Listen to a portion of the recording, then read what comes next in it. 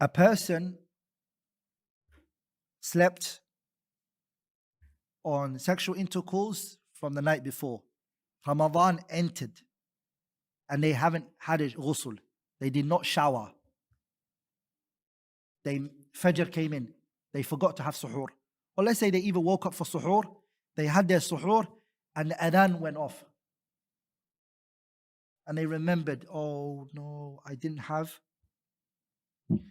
do my ghusl. Is that all right? Is the fasting valid? Now, who believes it's not valid? Who believes it's valid? Who believes Allahu Alam? So, the fasting is what? It is valid. The Prophet ﷺ would wake up ﷺ in that state and he would fast, he would carry on his fasting ﷺ.